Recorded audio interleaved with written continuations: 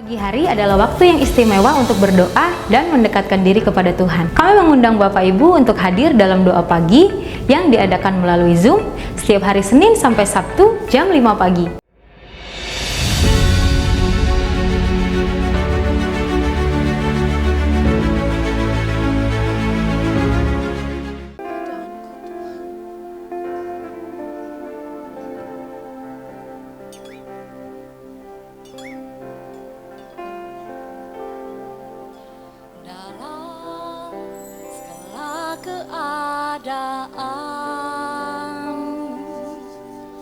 Waktu berlimpah maupun kurang, tetap Yesus yang mempesona hatiku. Dia beri damai dan kesempatan baru di setiap musim kehidupan. Waktu ku kuat maupun lemah, hanya Yesus yang mempesona hatiku. Dia beri hidup dan kesempatan baru.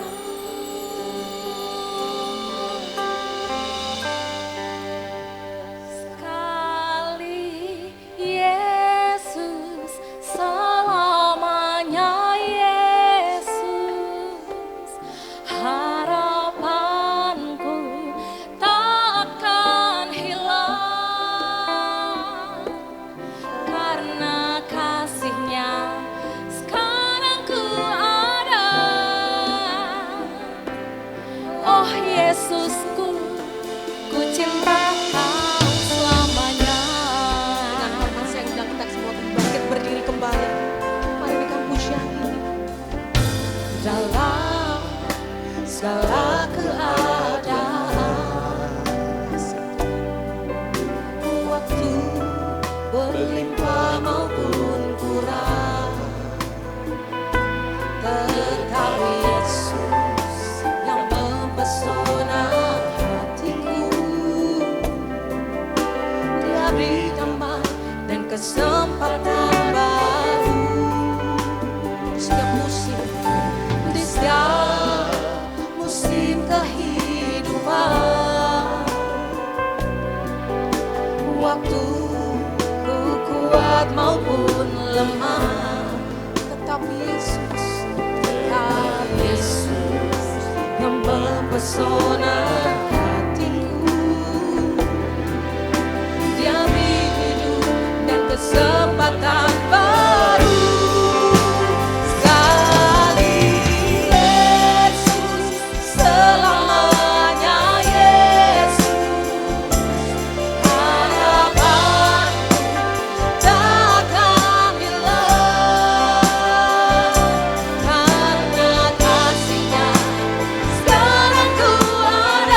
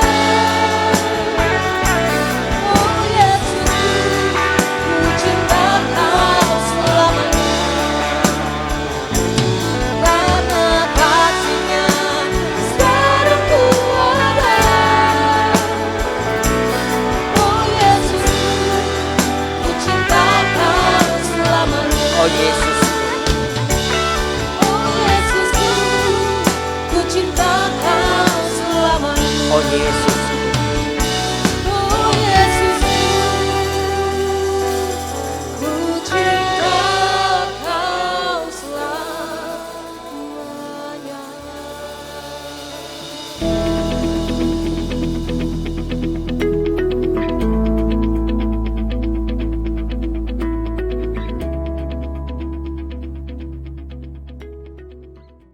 banyak dari kita nggak mengerti sebuah prioritas. Ada orang suami yang bekerja demi keluarganya. Bagus saudara. Akhirnya dia cari uang bener, tapi dia lupa ada keluarga yang harus diajak bicara, ada keluarga yang harus dirangkul, ada keluarga yang harus dipeluk dan sebagainya saudara. Sehingga saudara terlalu mencintai pekerjaan saudara, ya. Terlalu mencintai pekerjaan saudara, berkarir berlebihan akan kehilangan hubungan keluarga. Itu pasti saudara. Kejar karir setinggi-tingginya, bagus sih saudara. Tapi saudara akan kehilangan komunikasi dengan keluarga, dengan pasangan, dengan anak-anak dan sebagainya. Saudara, terlalu mencintai pelayanan juga sampai lupa harus ada pekerjaan yang menjadi prioritas. Keluarga pun juga tidak terurus saudara. Saking pelayanan. Akhirnya saudara di pekerjaan jadi orang yang biasa-biasa saja. Ketika PHK pertama adalah orang pertama itu adalah saudara, karena saudara lebih fokus pelayanan daripada kerja saudara. Lalu terlalu malas, kita tidak bertanggung jawab atas diri kita dan bagaimana menjadi saksi yang benar. Kalau kita tidur sebentar lagi, rebahan sebentar lagi, maka kemiskinan datang, seperti Amsal 6 berkata, kemiskinan datang menggoncangkan kehidupan kita. Jadi hari ini saya mau berbicara tentang bagaimana kita punya prioritas dalam kehidupan kita. Nah, kita buka saudara Lukas 10 ayat 38 sampai 42 saudara.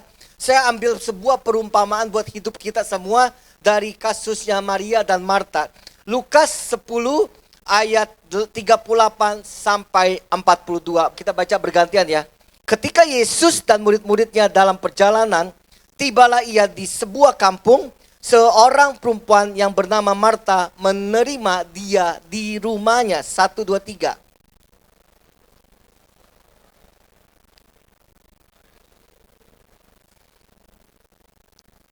Sedang Marta sibuk sekali melayani, ia mendekati Yesus dan berkata, Tuhan, tidakkah engkau peduli bahwa saudaraku membiarkan aku melayani seorang diri? Suruhlah dia membantu aku.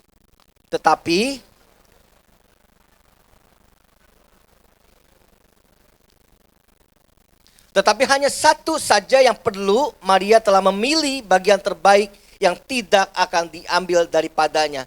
Saudara, kalau kita dengar cerita kisah Marta dan Maria, kita selalu Marta adalah orang yang terlalu sibuk sampai gak punya waktu bersama Tuhan, betul ya? Kasus ini kita selalu berkata Marta yang salah, dia repot, dia sibuk, dia kepo macam-macam saudara. Tapi saya mau ambil kisah Marta dan Maria masuk dalam relevansi kehidupan kita di abad 2000 saudara, di abad 20, di tahun 2024. Kisah ini memiliki sebuah relevansi gini saudara. Terlalu banyak bersama Tuhan, terlalu banyak berdoa, terlalu banyak fokus spiritual, tapi tidak mau bekerja juga masalah. Betul ya? Terlalu sibuk kerja, nggak punya prioritas kehidupan juga salah. Jadi porsinya Marta harus diambil, porsinya Maria harus diambil, lalu kita balancing bersama-sama supaya kehidupan kita maju karena kita memiliki prioritas saudara. Marta Maria memiliki sebuah prioritas keseimbangan hidup pada zaman sekarang yang benar-benar penting. Dalam cerita tersebut saudara, Maria sangat memilih duduk di kaki Yesus. Marta sibuk dengan tugas-tugas rumah tangga, mendengarkan perjalanan Yesus.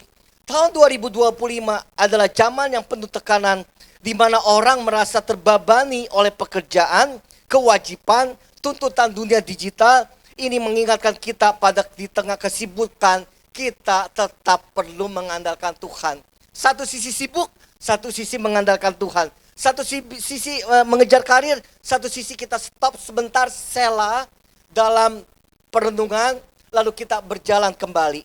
Saudara, Marta tidak salah dalam pekerjaan. Ia kehilangan esensi dari momen bersama Yesus. Di era sekarang mudah sekali saudara dan saya terjebak dalam satu kata kesibukan atau lembur. Sehingga kita tidak punya lagi prioritas tentang Tuhan dalam hidup kita. Kita tidak punya prioritas lagi tentang keluarga dalam hidup kita. Dan akhirnya semuanya lewat begitu saja. Saudara, mari kita belajar ya. Prioritas pertama dalam hidup kita apa sih? Jangan pernah ganti prioritas 1, 2, 3. Saudara ganti karena akan ada masalah. Ini sebuah hukum menurut saya. Bahwa prioritas 1 adalah kita mengasihi Tuhan Allah dengan segenap hati dan dengan segenap kekuatan kita. Saudara, ini prioritas yang pertama yang Maria mau kasih sampaikan ke kita. Waktu saudara banyak duduk diam menjadi sebuah kebutuhan. Duduk diam menjadi sebuah kebutuhan hidup kita untuk masuk tahun 2025 adalah sebuah kebutuhan yang membuat saudara akan lebih kuat dibanding orang yang tidak punya waktu bersama Tuhan. Yang setuju katakan amin. Orang yang memiliki pengalaman pribadi dengan Tuhan akan mengalami perubahan sangat maksimal dalam hidupnya dia, saudara. Kenapa waktu saudara menduduk sama Tuhan, saudara mulai menyanyi, saudara mulai memuji. Kita ini butuh revelation untuk masuk tahun 2025. Saudara, berapa bulan yang lalu saya ambil doa puasa dan saya tanya Tuhan, Tuhan mau apa? Buat saya tentunya. Dan buat saya, lalu buat jemaat. Lalu Tuhan berkata tahun 2025, saudara, sebelum pemilihan Presiden Prabowo ya saudara ya. Tuhan itu taruh sesuatu, Paulus, kamu akan lihat tahun 2025 tidak karuan ekonomi dunia akan kacau luar biasa. Hanya orang yang punya waktu bersama Tuhan, duduk menyembah Tuhan, menyanyi, mengucap syukur, punya waktu konsisten. Badai dia datang, badai akan datang, dia akan tetap lewat. Kenapa? Kekuatan Tuhan ada di dalam pundak dia. Yang mengerti katakan amin. Saudara, jangan lupa, orang benar saja akan mengalami masalah bertubi-tubi. Orang benar saja. Apalagi saudara tidak terlalu benar-benar dalam hidup, tidak terlalu mencari-cari Tuhan dalam hidup, akan lebih sulit ketika saudara tidak punya waktu dan prioritas dalam kehidupan. Jadi yang nomor 1, saudara, prioritas pertama, waktu saudara duduk diam, saudara mendapat perintah, langkah, revelation untuk bisa melewati tahun 2025 bersama Tuhan. Yang setuju katakan amin. Saudara, Matius 5 ayat 9 berkata, berbahagialah orang yang membawa damai, karena mereka akan disebut anak-anak Allah. Nah, perikop ini saudara bergaung besar dalam sebuah negara di Amerika dan Inggris. Terjadilah seseorang pemimpin negara, waktu dia berduduk diam bersama Tuhan, dapat rema Matius 5 ayat 9, berbahagialah orang yang membawa damai. Kepala negara, mereka takut sama Tuhan, mereka mengerti firman Tuhan, dapat revelation. Dan akhirnya apa saudara, di abad 18 Inggris dan Amerika menghapus perbudakan di negara mereka. Kenapa? Karena pemimpinnya takut sama Tuhan. Saudara, kalau saudara takut sama Tuhan, Tuhan kasih revelation, perenungan untuk melewati masa yang sulit. Lalu di abad 1950-1960 gerakan hak sipil di Amerika diperbarui oleh Martin Luther King, seorang pendeta pada 1964 saudara. Kenapa? Karena satu kepala negara, dia mimpin dengan takut akan Tuhan. Terjadilah perombakan besar. Terjadilah namanya World Division diciptakan. Kenapa? Setiap orang yang memimpin melihat ada revelation untuk menjalankan hidupnya. Betapa penting para pria yang bekerja. Sebelum saudara bekerja, sebelum saudara keluar dari rumah, sebelum saudara melangkah naik mobil ke kantor, kita punya waktu duduk diam mendapatkan revelation. Cuman satu ayat sih. Tapi satu ayat itu berbicara banyak luar biasa untuk menyelesaikan tahun 2025. Mungkin ayatnya Yeremia 29 ayat 11. Aku ini mengetahui rancangan-rancangan yang ada padamu mengenai hidupmu. Damai sejahtera, penuh pengharapan, bukan kecelakaan. Begitu dia melewati badai yang besar, dia ingat satu kalimat yang sangat powerful. Sehingga dia bisa melewati karena Tuhan sudah memberikan rema. Yang setuju katakan amin. Jangan pernah keluar rumah sebelum saudara menutup mata, mengangkat tangan dan menyembah Tuhan. Hadirat Tuhan turun atas hidupmu. Silakan bergerak maju karena saudara menerima kekuatan Tuhan. Nomor 1, prioritas kita, carilah Tuhan dengan segenap hati, dengan sekuat tenaga kita. sebagai kebutuhan dalam hidup kita. Amin saudara. Saudara, Yakobus 1 ayat 27. Ibadah yang murni dan yang tak bercacat celah di hadapan Bapa jika ia mengunjungi yatim piatu dan janda-janda dalam kesusahan mereka. Nah, perikop firman ini juga tercipta ketika seorang pria duduk diam berdoa untuk berkata, Tuhan, aku harus bangun pendidikan. Aku harus memikirkan yatim piatu, janda-janda miskin. Dan terciptalah sebuah kampus universitas Harvard, Oxford di belahan negara. Karena apa? Karena ada satu orang takut akan Tuhan, mendapatkan revelation, dan mereka bergerak dalam kuasanya Tuhan. Mengerti maksud saya? Jadi apa sih yang saudara dapat dalam hidup ini? Tutup tahun 2024, saudara dapat temanya apa sih? Nanti buka tahun 2025. Kalau saudara cuman hari Minggu datang, percayalah ini akan mendatangkan kebosanan, kebingungan, dan tidak ada kemajuan apa-apa. Kita akan dengar pendeta-pendeta yang viral di TikTok, Instagram, Facebook, 1 menit, 1 menit, 1 menit. Lalu kita rangkumkan dalam hidup kita dan akhirnya terjadi malapetaka, bukan sesuatu kehidupan. Karena kehidupan dihasilkan waktu saudara punya waktu sama Tuhan. Bukan ngambil klip-klip semenit, bagaimana saudara bisa bertumbuh kuat kalau hanya makanannya makanan sekedarnya. Yang kita butuhkan firman Tuhan yang datang dari Tuhan, memperbarui hidup kita, memberikan kejelasan dalam hidup kita, waktu kita duduk diam sama Tuhan. Banyak doa puasa tahun 2025. Bisa nggak bisa belajar doa puasa? Saudara, goncangan akan besar, tapi orang yang mengandalkan Tuhan, ayo belajar doa puasa. Bisa nggak bisa belajar doa puasa? Bisa nggak bisa mulai baca firman Tuhan? Bisa nggak bisa mulai menyembah Tuhan? Karena hal itu akan membuat kekuatan dalam hidup saudara. Yang setuju katakan amin. Kita tepuk tangan buat Tuhan. Yang pertama, prioritas tentang Tuhan. Yang kedua, apa saudara? Mengasihi keluarga atau orang tua. Matius 22 ayat 39. Kalau saudara sudah menikmati kasih Tuhan secara benar ya, benar-benar saudara nikmati, saudara akan menghargai pasanganmu. Saudara tidak akan perintah-perintah pasanganmu untuk berubah. Jangan paksa pasanganmu berubah. Jangan paksa anak-anakmu berubah. Jangan paksa mantumu berubah, mertuamu berubah. Masalah lingkar perut kita aja susah kita kecilin. Bagaimana kita memaksa orang lain untuk berubah? Amin. Jangan pernah maksa saudara, tetapi mengasihi keluarga, mengasihi orang tua, mengasihi anak-anak adalah prioritas kita setelah pertama berjumpa dengan Tuhan, mengasihi Tuhan. Sekarang prioritasnya mengasihi keluarga, bukan pekerjaan. Kalau saudara balik, saudara apa-apa pekerjaan, duit saudara banyak. Karir saudara bagus, tapi hubungan dengan Tuhan rusak, hubungan dengan anak-anak rusak, hubungan dengan siapapun rusak. Saya bersyukur sekali saya hadir ketika anak-anak saya ngalamin masalah yang luar biasa. Ketika anak-anak saya nangis, saya hadir memeluk dia.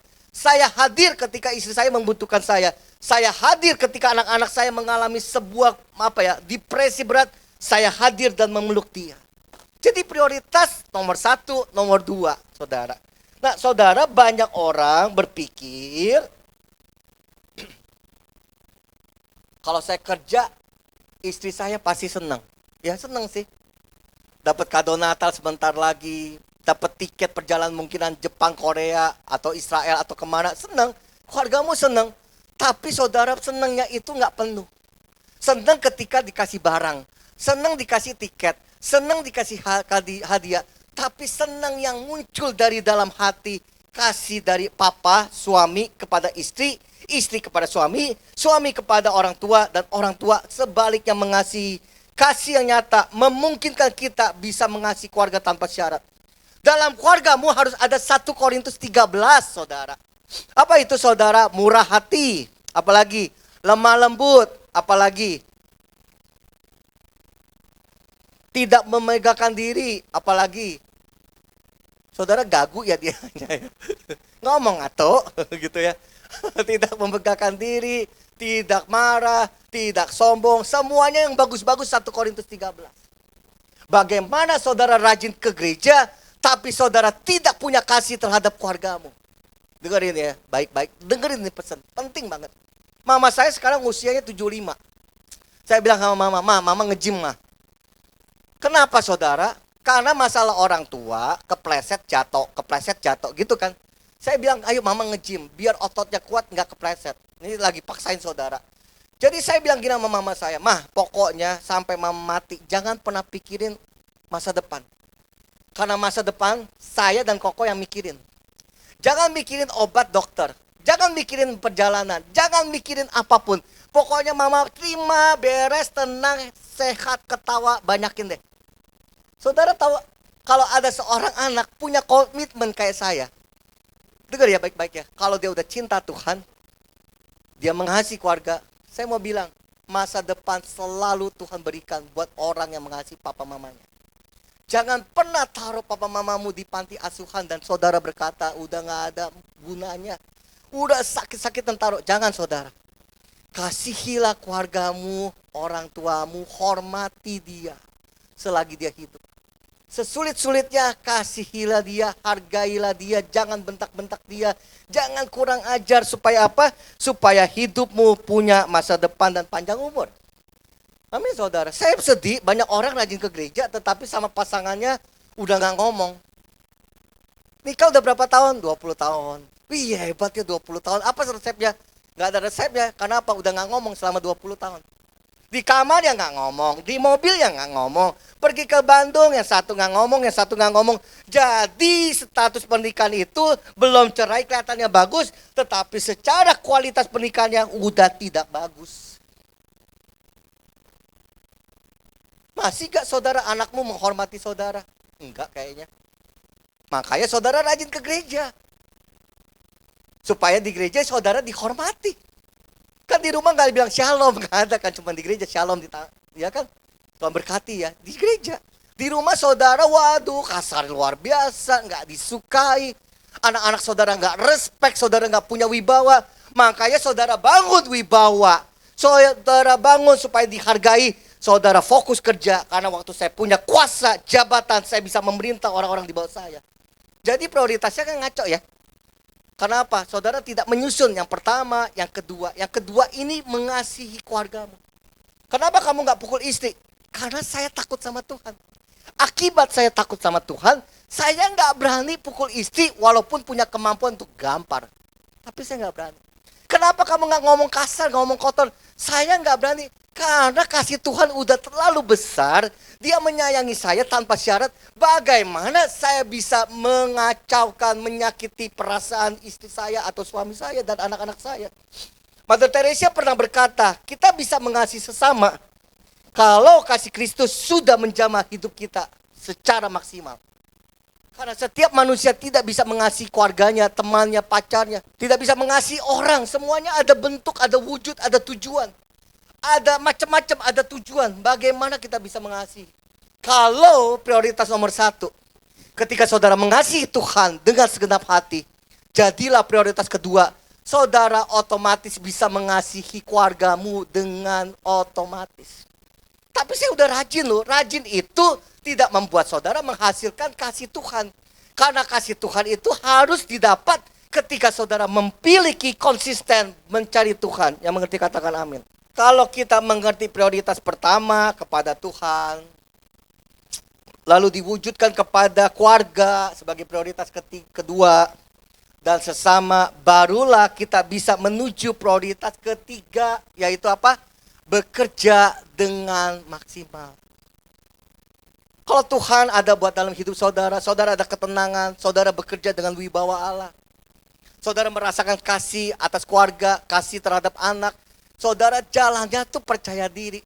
Waktu saudara di kantor, karena saudara sudah terima kasih Tuhan, kasih agape, kasihnya eros, kasih ini macam-macam, kasih semua udah terima, bekerja. Waktu bekerja, saudara maksimal bekerjanya. Waktu bekerja ya saudara nggak bohong lagi.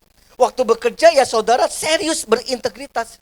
Jangan lupa, orang yang tidak percaya Tuhan Yesus hidupnya punya masa depan daripada orang yang percaya Yesus tapi tidak punya masa depan. Jelas itu? Saudara berpikir hanya percaya Yesus hidupmu punya masa depan. banyak yang di sini nggak punya masa depan. Dari tahun ke tahun sama masalahnya. Doanya sama. Doanya komplain, doanya memerintah, doanya penuh dengan air mata. Dengan masalah yang sama. Karena apa? Karena saudara berpikir bahwa masalah hanya datang di dalam nama Yesus. Tanpa usaha masalah saya selesai. Masalah harus diselesaikan oleh diri sendiri bersama Tuhan. Jadi saudara, kalau saudara berkata ikut Yesus ada masa depan, saya nggak berani menjaminkan itu kepada orang yang tidak kenal Yesus. Karena orang yang tidak kenal Yesus lebih berintegritas daripada orang yang mengaku punya Yesus. Ngeri ya? Makanya teman-teman kita keluar dari gereja. Sahabat-sahabat saudara musuhin saudara. Kenapa? Katanya rajin ke gereja. Katanya pelayan Tuhan. Tapi hidupnya nggak sesuai dengan firman Tuhan. Kalau ngomong sih haleluya, puji Tuhan, apa kabar? Oh Tuhan Yesus baik, tapi karakternya kalau lagi ngutang udah kayak setan. Setan aja sampai bingung, lu kan setan gitu ya. Kenapa? Kita nggak bisa mengerti tentang keadaan kita dan prioritas kita. Nah akhirnya waktu kita bekerja gagal, waktu kita berkeluarga gagal, waktu kita pelayanan semuanya gagal, kita berpikir saya mesti tambah pelayanan di gereja. Yang ke gereja seminggu sekali menjadi seminggu 2 kali. Jangan-jangan kalau saya tambahin pelayanan, tambahin doa puasa, tambahin kegiatan gereja, melayani di gereja, jadi gembala kul, jangan-jangan masa depan saya jelas, keluarga saya dipulihkan, hutang saya dilunasi. Enggak saudara, semakin saudara banyak di gereja, semakin masalah tidak pernah selesai. Karena masalah harus diselesaikan secara pribadi. Aduh kalau saya melayani ya, saya dapat kerjaan. Belum tentu. Ya semoga-moga kalau saya jadi gembalaku, hutang saya lunas. Ya enggak juga. Kok enggak juga? Karena itu adalah keputusan dan tanggung jawab kita untuk menyelesaikannya secara sadar. Dan minta pengertian dari Tuhan. Kita berpikir doa puasa kita kurang nambah kali ya. Yang seminggu sekali doa puasa, kita naikin deh puasanya seminggu 2 kali. Supaya dampak kerja saya makin bagus. Ternyata enggak. Karena semakin kita bertambah tanpa pengertian yang jelas tentang Tuhan dan tanpa pengertian tentang prioritas yang jelas Tuhan, keluarga, bekerja, maka pekerjaan kita akan terlalai saudara. Kita akan terlalai. Saudara, dampak waktu kita mengalami Tuhan di dalam pekerjaan ya, kita lihat ya coba ya bagannya. Sebelum kita mengalami Tuhan, bekerja sebagai kewajiban mencari nafkah tanpa tujuan jelas. Waktu kita prioritaskan Tuhan masuk dalam hidup saya. Keluarga prioritas hidup saya. Saya mengasihi istri saya, anak-anak saya. Tanpa syarat apapun benar-benar sudah rekonsiliasi. Ketemu konseling, didoakan sama pemimpin, punya mentor. Waktu kita bekerja, saudara kita mempunyai kesadaran serta hikmat bahwa bekerja dengan integritas adalah sebuah pelayanan. Waktu saudara menghormati istri, itu pelayanan tertinggi loh saudara. Jadi saya ulangin ya, panggilan pelayanan tertinggi kita waktu kita berdua sama Tuhan. Bukan di gereja, itu panggilan tertinggi kita menghadap Tuhan. Waktu saudara bekerja buat keluarga, sayang, mendengarkan anakmu lagi stres, depresi, istrimu lagi kalut, saudara dengar. Itu pelayanan tertinggi kedua. Waktu saudara bekerja dengan serius, itu juga panggilan tertinggi waktu saudara bekerja. Sehingga saudara pelayanan bukan hanya nyalamin orang di dalam gereja. Pelayanan bukan bicara doa saja. Pelayanan bukan bicara menjadi asyir. Pelayanan bukan menjadi pemusik. Pelayanan bukan bicara sebagai pengkhotbah seperti saya. Pelayanan yang terutama ketika saudara bisa melayani Tuhan tanpa hitung-hitungan dan konsisten menyembah Dia. Yang kedua, melayani istri, suami dengan maksimal. Susah ya? Kenapa? Karena kita berpikir pekerjaan tidak ada yang jelas. Keluarga juga meremehkan saya. Ya udah saya di gereja aja sibuk. Ya bagus juga sih sibuk di gereja daripada sibuk di tempat yang gak jelas. Tapi yuk kita mesti balikin. Esensi saya melayani mau ngapain. Prioritas pertama Tuhan. Kedua, keluarga, jangan balik ya. Ketiga, bekerja. Lalu pelayanan itu urutan keberapa, Pastor Paulus? Saya mau bilang pelayanan di gereja, urutan ketika kita sudah mengerti bahwa Tuhan prioritas kita yang terutama dan melayani keluarga prioritas kedua, lalu bekerja dengan integritas, barulah saudara melayani Tuhan karena tanggung jawab dan prioritasnya sudah kita penuhi. Waktu kita melayani bukan karena saudara stres, kabur melayani di gereja. Bukan karena nggak ada kerjaan, datang melayani di gereja. Bukan karena ada hutang, saudara jadi pendoa, saudara jadi asyir, saudara jadi gembala kul. Melayani karena kita jelas kasih Kristus sudah penuh, sudah merangkul, sudah memenuhi hidup saya dengan prioritas yang saya pilih. Sehingga tahun 2025 kita ngerti, banyak uang buat apa? Buat keluarga. Banyak uang buat apa? Keluarga, anak-anak. Kalau masih ada lebih, ayo buat pembangunan gereja. Ayo buat misi gereja. Ayo buat gereja Natal. Ayo buat perbesar kerajaan Allah. Ada tujuannya, karena ada prioritas.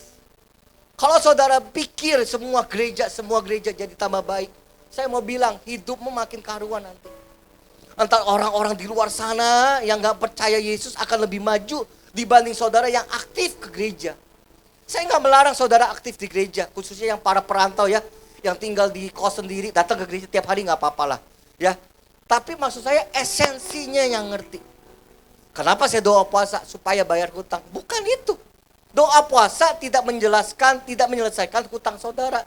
Karena hutang harus dicicil, diatur keuangan, dan revelation dari Tuhan. Amin. Mari kita bangkit berdiri. Mari angkat kedua tanganmu biar berkat kasih karunia dari Allah Bapa, penyertaan anak yang tunggal Yesus Kristus dan Roh Kudus menyertai kami. Terima kasih Tuhan. Biar damai sejahtera Tuhan turun buat kami. Dan semua yang percaya berkata, amin.